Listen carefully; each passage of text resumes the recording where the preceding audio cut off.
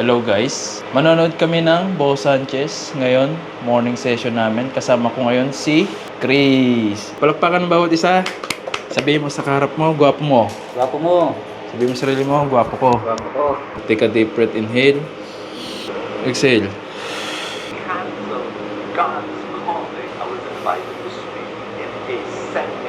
So yung akin is parents ko na kahit nahirapan ako, meron pa rin mga bagay na dinadown ako, mga tao. Pero yung parents ko nandyan palagi na nakasupport sa akin, na moral support. Ayun guys, natapos na yung morning session namin. Mamaya, sana matuloy. Pupunta kami sa ilog. Yun, doon kami magsushoot. So, see you!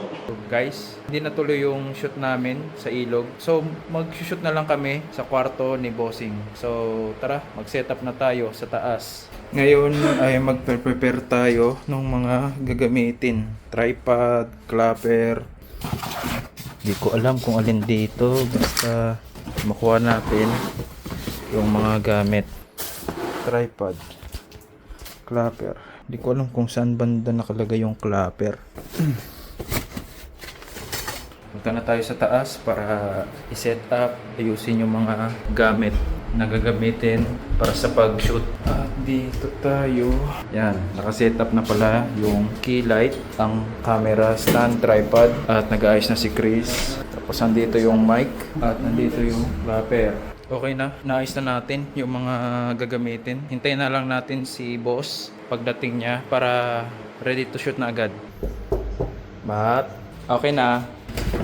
Ayun, ang ating speaker. Vlog, sama ko sa vlog. Vlog ka ba? Oo. Paggupit na tayo, pre. Oo nga eh. Hindi, yan na yun. Yan na yung pinaka-wide niya. Okay na to. Kailangan niyang siyang... So ito, tulungan ko kayo.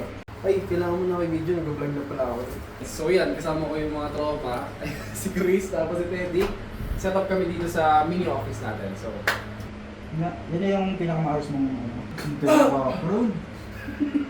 GTA. kita ba? Oo. Then, para sa business mo or sa personal brand, ito yung tatlong paraan para hindi ka na maubusan ng ideas sa paggawa ng content. Step number 1, 1 million pesos per month para lang magkaroon sila ng 30 seconds na airtime sa TV commercial. Ay, ituloy mo. Napakaraming content creators na nag-burn out ginagawa ng mga content creators right now. Kahit na napakatagal mong inedit ang isang video.